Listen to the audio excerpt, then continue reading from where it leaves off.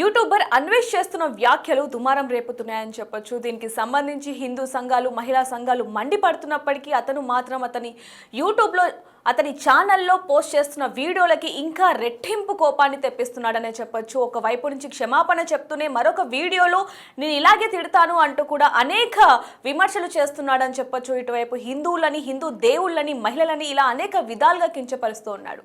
దీనికి సంబంధించి అనేక మంది మాట్లాడుతున్నా కూడా ఇంకా రెచ్చిపోతూ ఉన్నాడే తప్ప అసలు క్షమాపణ చెప్తున్నప్పటికీ కూడా ఆ ఇంగిత జ్ఞానం కూడా లేకుండా ఇష్టం వచ్చినట్టుగా మాట్లాడుతున్నాడని చెప్పొచ్చు. మరి దీనికి సంబంధించి అనేక మంది స్పందిస్తున్నారు. ముఖ్యంగా అన్వేష్కి సంబంధించి సాంప్రదాయాలు, హిందుత్వానికి సంబంధించి కూడా మనతో పాటు మాట్లాడడానికి రాధా మనోహర్ దాస్ గారు అయితే జాయిన్ అయ్యారు.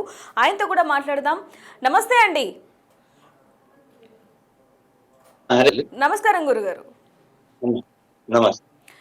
గురుగారు, అసలు ఎక్కడికి వెళ్ళిపోయారండి? ఒకవైపు నుంచి అన్వేష్ చేస్తున్న వ్యాఖ్యలు మనం చూడొచ్చు. సీతమ్మ తల్లిని తిడుతున్నాడు, హిందువులని తిడుతున్నాడు, మన సాంప్రదాయాన్ని తిడుతూ ఉన్నాడు.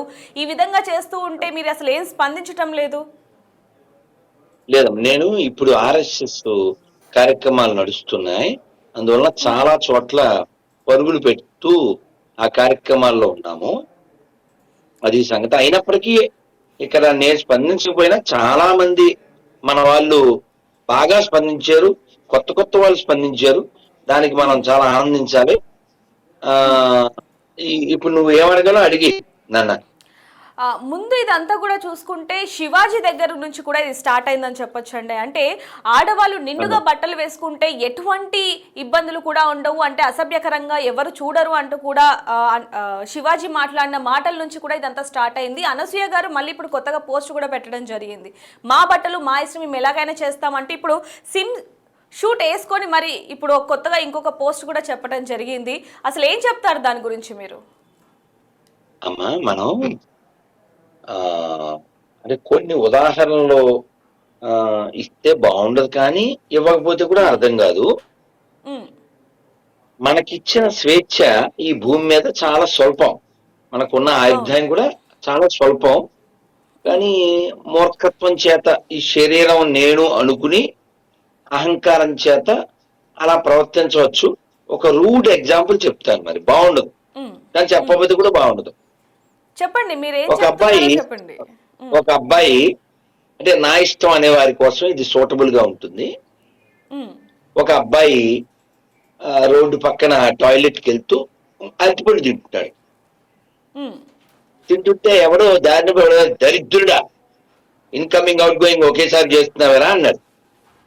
వాడు ఇదే పదం వాడాడు, నా ఇష్టం రా, నంజుకు తింటా అన్నాడు. మనం ఏం మాట్లాడలేం కదా, అలాంటి వాటి మీద మనం ఏం కామెంట్ చేస్తాం నాన్న కదా. భగవంతుడు మనిషికి మాత్రమే ఇంగిత జ్ఞానం అని ఒకటి ఇచ్చాడు. పిల్లలు చేయి కడుక్కోకుండా తినడానికి వస్తే అమ్మ చేయి కడుక్కోమని చెబుతుంది. మరి ఓ కుక్క డైరెక్ట్ గా మూతితోనే తింటుంది. జంతువులకి ఓ సిస్టమ్ పెట్టాడు, ఆ సిస్టమ్ ఫాలో అవుతున్నాయి. మనుషులు పెట్టిన సిస్టమ్ ఇష్టం అనే పేరుతో ఇష్టం వచ్చినట్టు ప్రవర్తిస్తున్నారు. శరీరం ఎవరికి చూపించాలి అనేది ఒక సామాజికంగా ఆలోచిస్తే సాంప్రదాయాలు అవి పక్కన పెట్టినప్పటికీ నైతికత అనేది ఒకటి ఉంటుంది కదా. ఈ నైతికతను బోధించేదాన్ని సామాజిక అంటారు. ఆ నైతికత ఏం చెబుతుందంటే తన శరీరం భర్త ఒకరికే చూపిస్తే బాగుంటుంది అనేది మొన్న మధ్య సుమన్ గారు కూడా చెప్పారు. లేదండి మేము ఊరుమ్మడి సరుకులాగా అందరికీ చూపిస్తాము అనేవాళ్ళు చూపించవచ్చు. శాస్త్రపరంగా వాళ్ళు వచ్చే జనంలో చెట్టే పుడతారని శాస్త్రాలు చెప్తున్నాయి భాగవతంలో, ఆ గ్రంథాల్లో. అయితే విషయం ఏంటంటే మనం ఒక పొజిషన్కి వచ్చిన తర్వాత, ఓ మంచి కుటుంబంలో పుట్టిన తర్వాత మనకి ఇచ్చిన అవకాశాన్ని మనం ఇష్టం పేరుతో సిస్టమ్ను పాడు చేయకుండా, అంటే ఇంకొంచెం మీకు బాగా చెప్పాలి అంటే నిన్నే నేను ఫేస్బుక్ లో పెట్టాను, ఇప్పుడుండే పరిస్థితుల్లో మనం సామాన్లు, అమ్మా వింటావా? వింటున్నానండి, చెప్పండి. అమ్మా ఈ దేవిక కదా?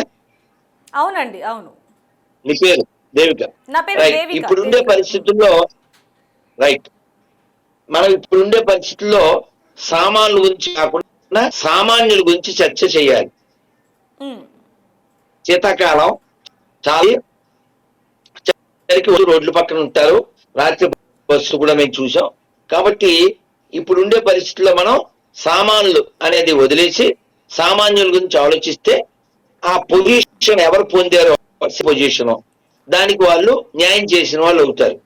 లేదు, ఇప్పుడు ఒక ఉదాహరణ ఏమిటంటే సన్నీ లియోన్, ఆవిడ ఒకప్పుడు జీవితం ఆ ఒక విధమైనటువంటి జీవితం జీవించింది. కానీ భారతదేశానికి వచ్చి ఆవిడ చీర అది కట్టి జనగణమన వందే మాతరం ఇలాంటివి కూడా ఆవిడ పాడుతూ చాలా ఒక ఇన్స్పైర్డ్ గా ఉంది కదా, ఇన్స్పిరేషనల్ గా, అవునా? కానీ ఇక్కడ పుట్టి ఓ మంచి కుటుంబంలో పుట్టి దురదృష్టకరం శరీరాన్ని కేవలం ప్రదర్శన కోసం, అంటే నిన్న ఎవరితో చర్చలో చెప్పాను నేను ఏంటంటే శరీరం అనేది ఇతరుల ప్రదర్శనం కోసం కాదు, మానవ శరీరం లోపల ఉన్నది దర్శనం చేయడానికి.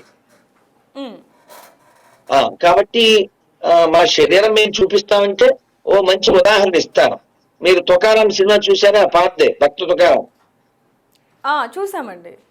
ఆ సినిమాలో కాంచన గారు ఇప్పుడు ఆవిడ పెద్ద ఆవిడ అయిపోయి మొన్న కర్ర పట్టుకుని ఏదో ఫంక్షన్కి వచ్చారు. ఆవిడ చాలా అందగత్తే. ఆ సినిమాలో డాన్స్ అది చేసి తుకారాం గారికి వికారం తెప్పిద్దామని అనుకుంటుంది.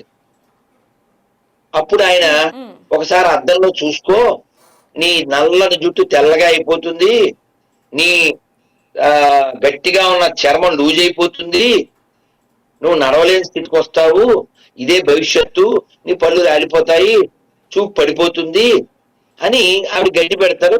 ఆవిడ కాళ్ళ మీద పడుతుంది. ఇటువంటిదే మా సాంప్రదాయంలో హరిదాస్ ఠాకూర్ అని ఒక ఆయన ఉంటారు, వారి విషయంలో కూడా జరిగింది.